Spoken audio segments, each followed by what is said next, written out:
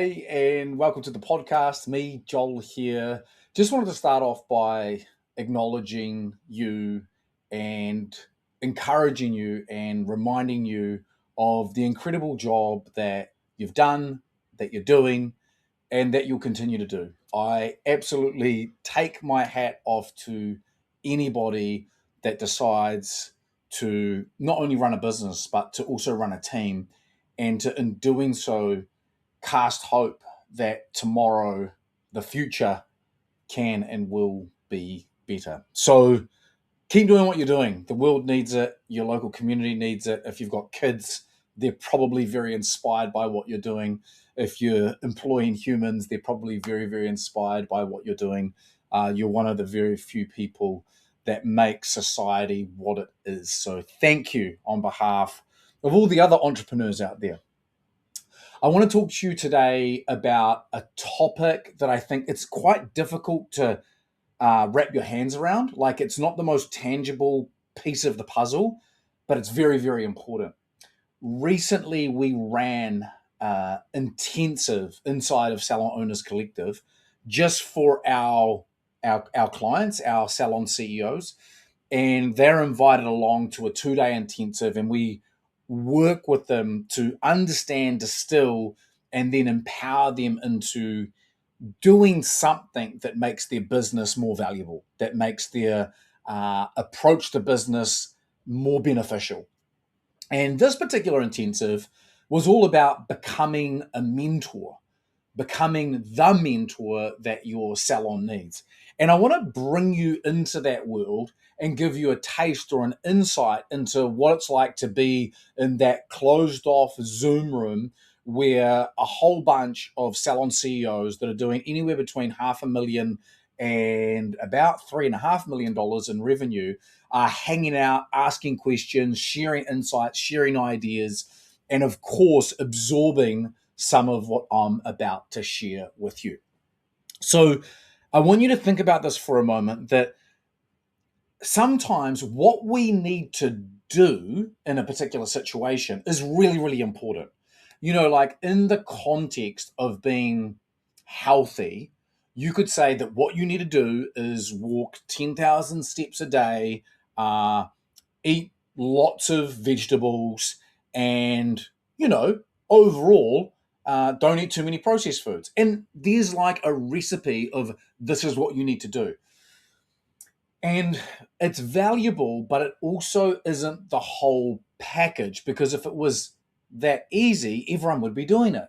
So why is it that people aren't walking 10,000 steps a day, they're not eating a ton of vegetables, and they're saying no to a bunch of processed food?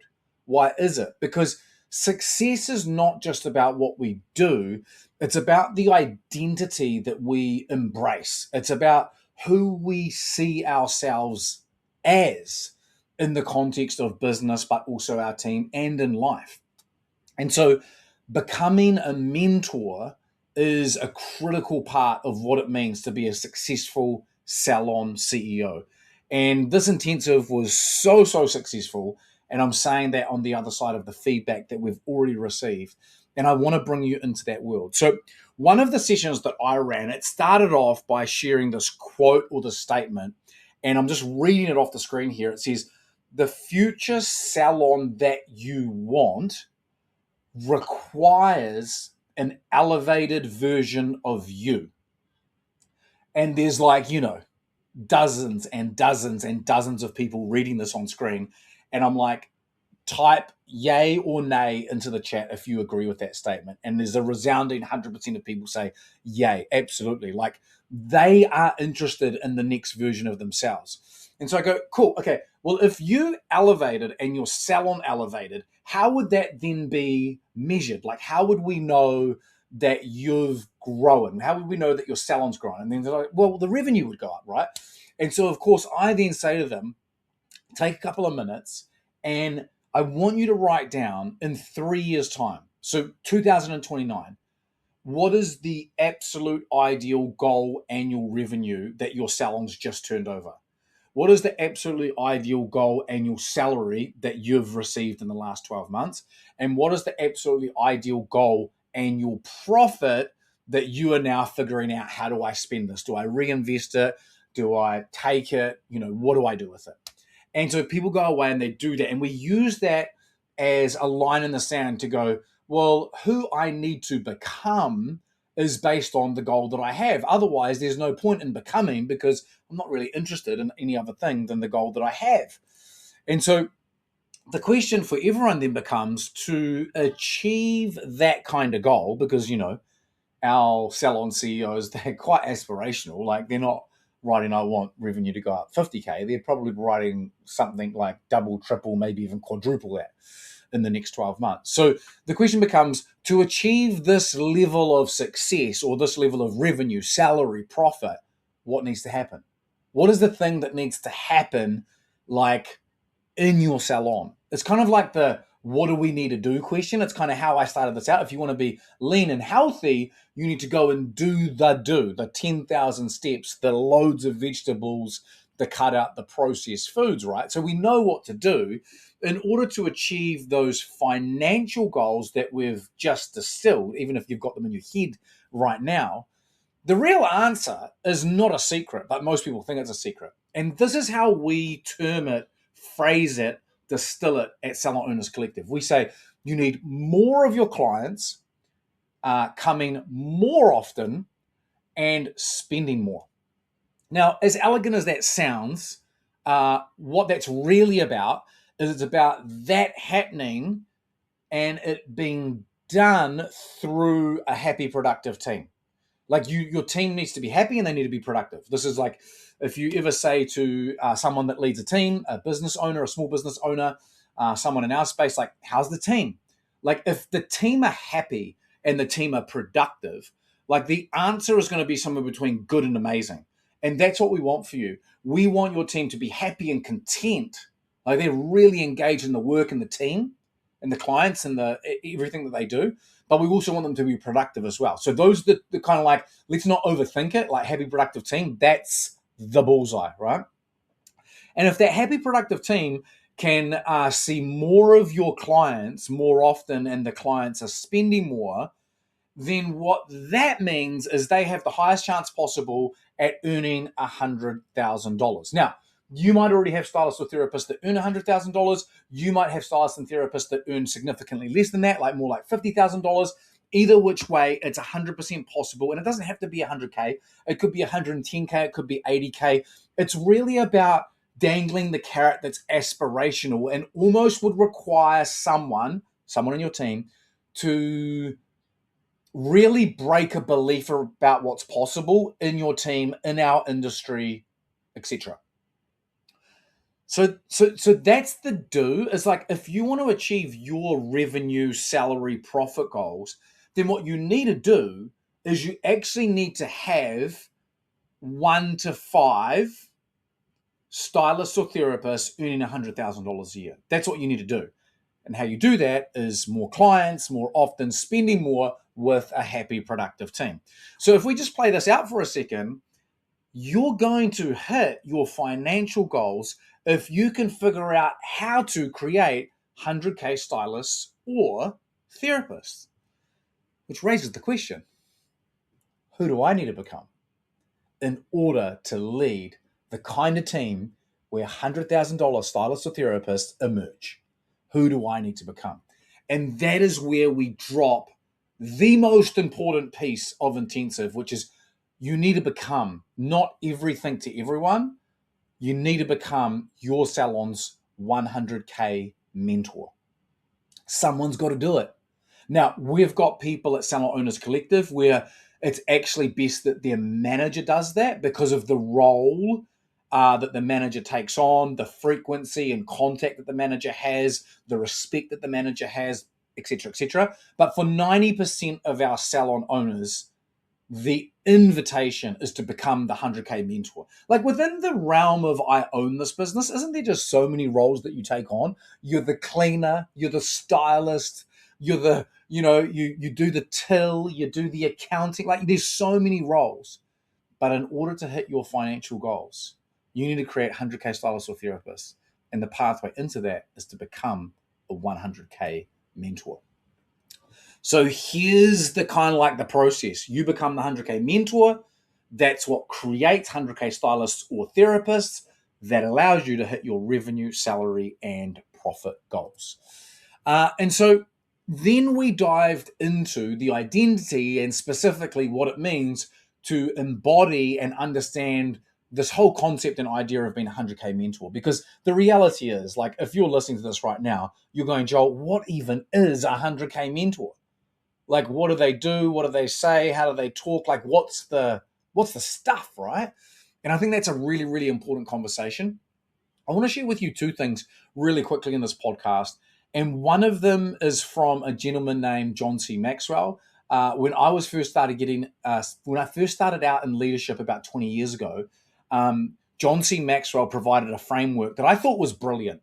And it just allowed me to better understand, like, what's my role as a leader and how do I bring out the best in my people? Because I fundamentally believe that if I could bring out the best in my people, then our clients or the impact that we have would scale.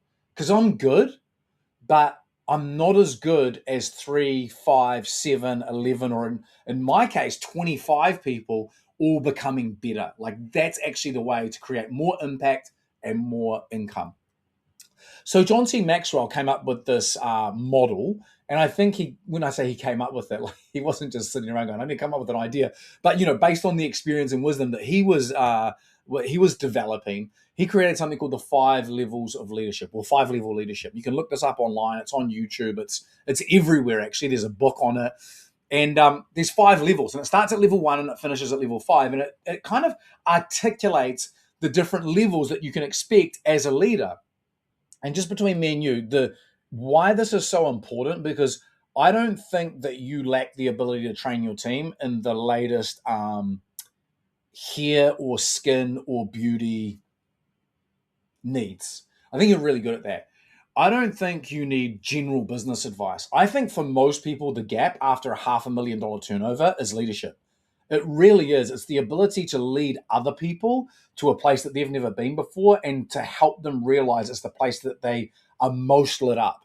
And that is where they're autonomous, they're independent, they have mastery and a real sense of purpose. It's been well documented that the combination of those 3 things is what really, really motivates and lights people up. And if you can lead your people there, open the door and help them to walk through it, you will have people that far outlast the 7-year average of what it means to stay with someone for a long period of time. Okay, 5-level leadership. The first level is someone in your team follows you because they have to, basically, because you have a role, and your role might be owner, it might be employer, it might be boss, it might be something like that. And because of that, that's why someone in your team follows you, and that's it. Now, it's not the best level to be at with any of your people, but there's a high chance that someone in your team, if not 2 or 3 people, have this relationship with you, which they're only there because there's a role and because they have to. If they don't follow you, they're not going to get paid, and then they don't have a job. The second level of leadership, which is a massive jump up, is the person in your team follows you because they like you. Now, I don't mean that in the superficial way of they like you. I mean, like, there's a relationship between you where there's reciprocity, there's trust, there's goodwill, there's good intent. And because of the relationship that exists between the two of you, now there's a want to follow you. I follow you because I like you, because I want to follow you. Like, it's actually like it's by choice now, not by force. So that's the second level of leadership. The third level of leadership is what we call the role model level. So if you've got, I follow you because of the role, I follow you because of the relationship. Now at the third level, I follow you because you're the role model for me. In our industry, you are the person that inspires me. And the language is, I follow you because you inspire me, because you're better than me at many things, but at least one thing, and I could learn from you, and you're encouraging and you're open to helping me to grow and develop. Like, this is an important level. It's such an important level if you employ stylists and therapists, particularly at that senior or executive level. It's like, these are the people that you want role modeling to your younger or newer staff members. The fourth level is the level of the reproducer. And at this level, people are following you because there's a past tense. You helped me. You helped me become. You helped me to see. You helped me to emerge. You helped me to level up. And I think every single one of us, even you as the owner, have had someone in your journey that helped you to see yourself better than you saw yourself. You had someone that helped or believed in you when you needed that belief the most. And because of them, they actually reproduced a better version of you. And so the reproducer level it's really about instead of role modeling or building relationships, etc., which are all very, very important. Now you're looking at ways that you can actually reproduce other leaders in your team, which I think is really important if you want to set yourself free, if you don't want to be the bottleneck in your business. The last level of leadership is called the respect level. So it's 5 R's. And at the respect level, people follow you because you are you. And both the staff member and the salon CEO or owner, they can't actually explain the real what behind this level. But I'm sure you've experienced this before, either with people that you follow and are influenced by, or maybe you've got people on your team that would just never leave you because you're you. And you've built from the role to the relationship to role modeling to reproducing. You've built so much trust and so much connection with these people that they just respect you, and that is why they follow you. We shared this at the intensive, and we got our salon CEOs to reflect on their team members and to answer the question, hey, where are you at with each of your team members? Because you're not at a level and everyone else kind of catches up or drops down. It's like every single team member, you're either role, relationship, role model, reproducer, or respect. And I think that's probably a worthwhile encouragement to you, is to write down the members of your team and to go, where are we at? Like, are we at the reproducer level? Are we at the relationship level? Because whatever level you're at will start to determine what you do next with them. The positioning of our intensive is, of course, at level 4, the reproducer. It's where we shift from, as a salon CEO, look what I can do. Look at how great I can run meetings. Look at how great I can lead the daily team huddle. Look at how great I can run the workshop or do the hair or teach the training. It's less of that, and it's more of, as the title suggests, the reproducer. It's more of, what can I do for others? How can I help you to level up? How can I unlock your confidence? How can I help you to become the best version of yourself, both as a stylist or a therapist, but also as a person? And what we, of course, love to say at this point is that your salon will scale when your leadership scales. That's why the plateau. That's why the decline. That's why the stunted growth is the leadership stops.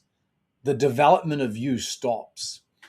And so I think a good way to start to wrap up this particular podcast is not just to remind you of the 5 levels of leadership. I think that's really, really important, but to actually give you something tactical that will help you to go away and straight away start to step into being more of a mentor and less of a passive business owner that's maybe just a little bit guilty of waiting for it to happen. Like, you took all the risk, you built it, you took the risk of employing these people, you've got the massive wage bill, you've got, everything's riding on your decisions, and you feel like you're now waiting for the return on your mental, emotional, and no doubt financial investment.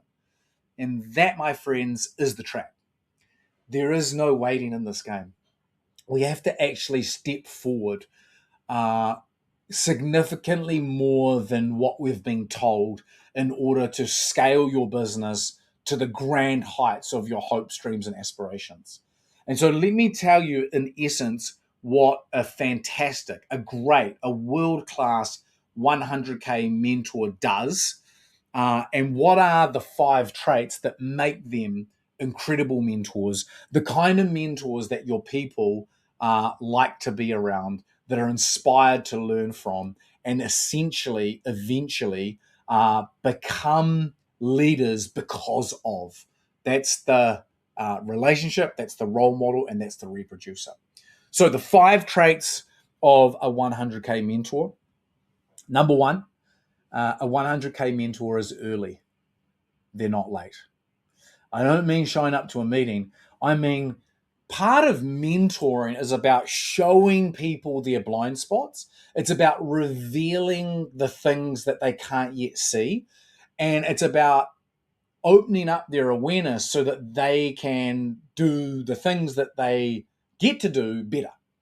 And one of the traps that people fall into when they're mentoring is they don't see it. Like they're the salon owner that's got, kids or responsibilities. They've got to be somewhere, or they're just not in the salon that day, and they miss it, right? And then they go, okay, cool. Well, I've heard it from this person, so I'll wait till I see it again. And a few days pass, and then eventually the conversation just starts to fall into the too hard basket because you haven't seen it. You're waiting to see it. You know it happened, but there isn't really the grounds for you to move forward. And it kind of feels like a hard conversation. And between me and you and a lamppost, I don't actually want to have many hard conversations. I actually struggle with confrontation. Like it really is something that I'd rather do less of. And I don't want to, make them feel shame at all, or humiliate them, or make them feel embarrassed. And if it's not that, then they might get defensive. And so actually, hey, I'm not having the hard conversation.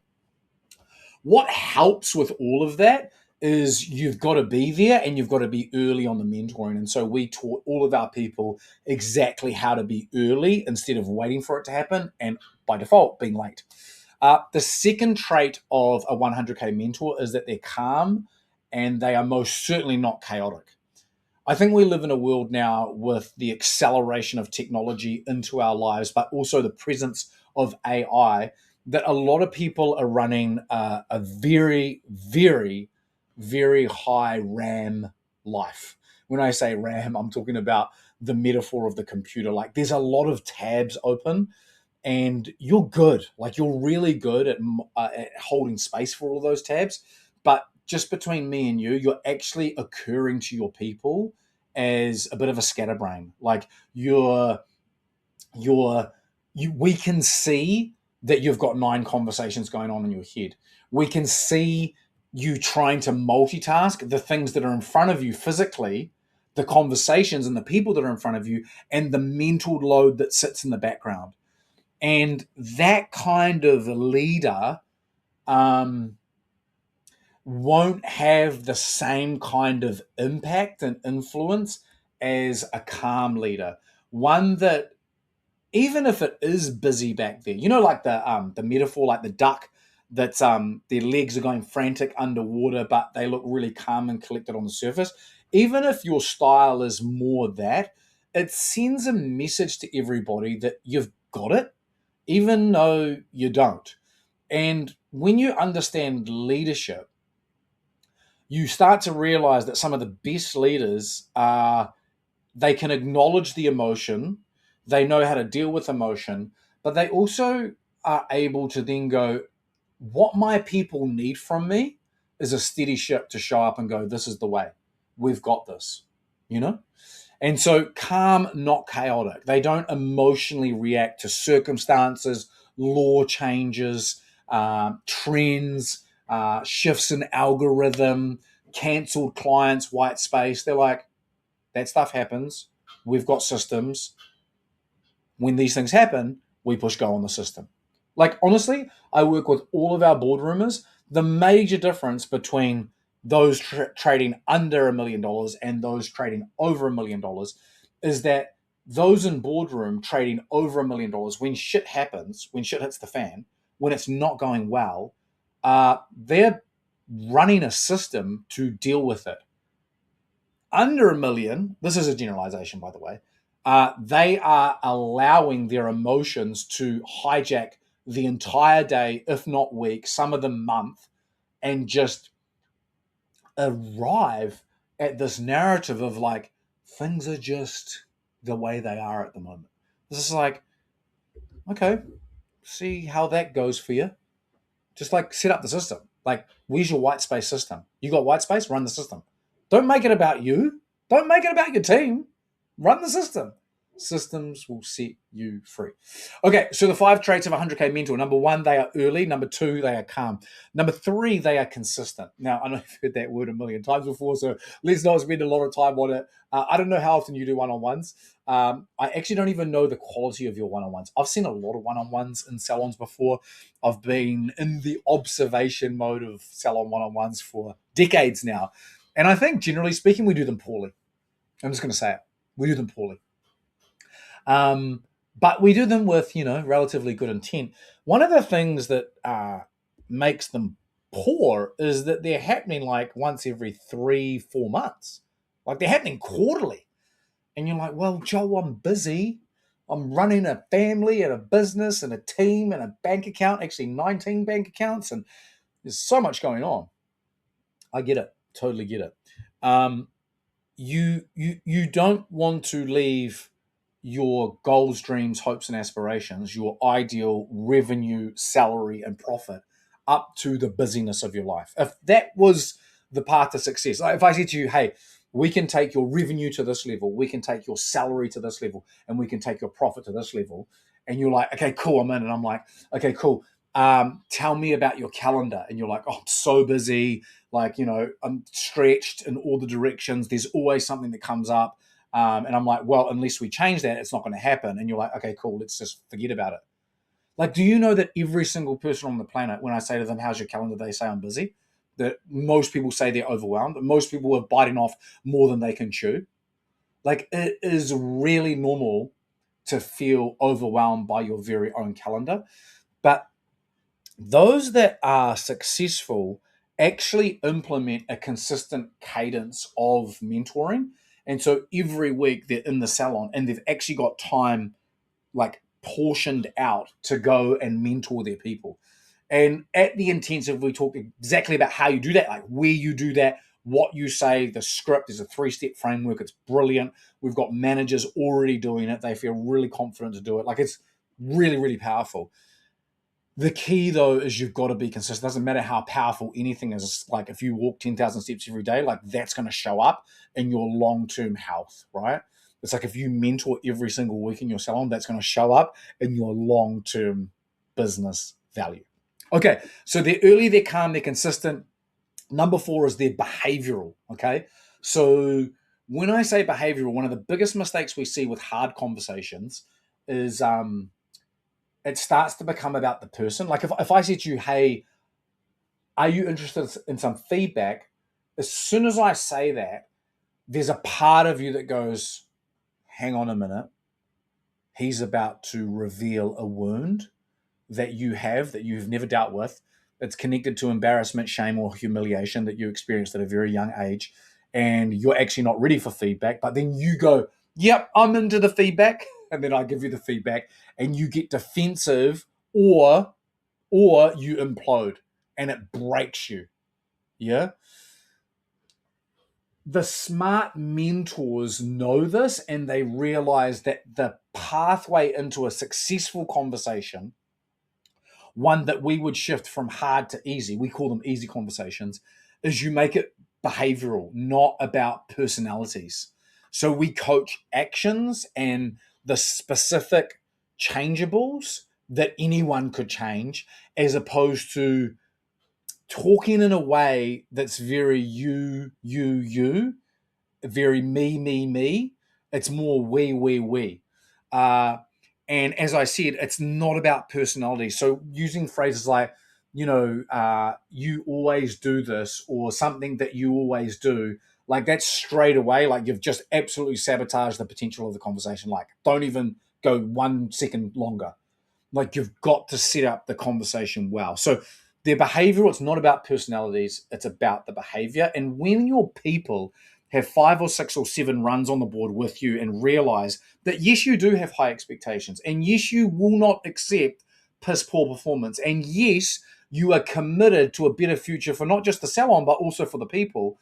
Once they realize that the feedback they get from you is about behavior that sits outside of him and you, her and you. And it's actually about this third party over here that when you step into stylist, therapist, consultation, rebooking mode, instead of doing this, change this behavior, and it feels less threatening and more encouraging. That's when you're really stepping into the 100K mentor method. Okay, that's number 4, behavioral. Last but certainly not least is you've got to be intentional. So what I mean by intentional is this.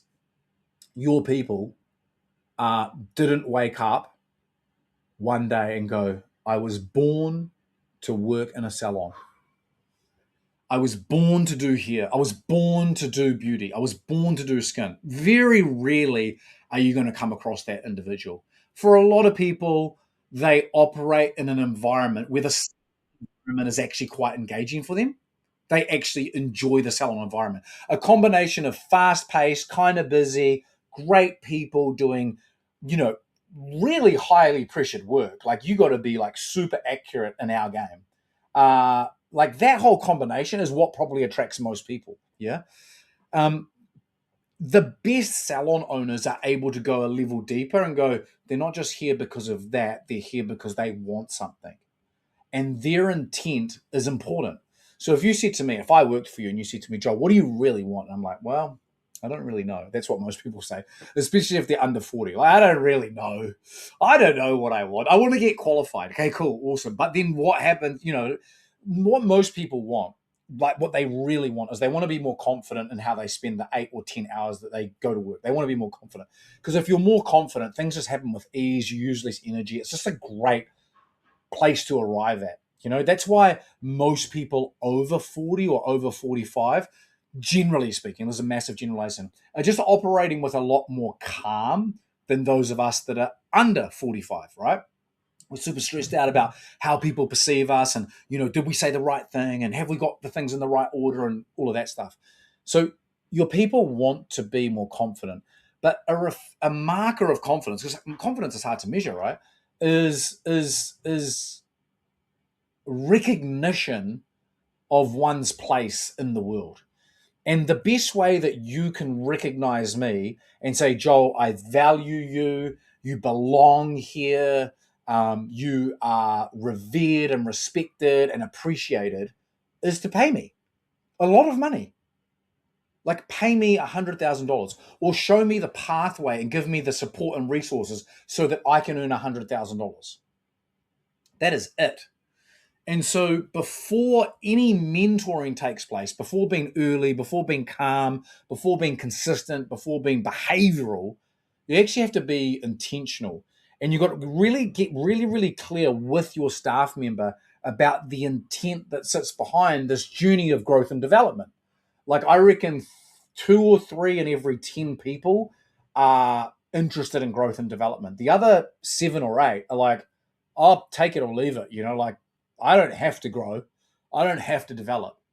It is a deep human need, but a lot of people just like will block it out. And so what we need to hook those people into is the real thing that matters to them, which is currency, which is salary, which is what they get to take home, because that makes them feel certain about an uncertain world, putting money in someone's bank account, right?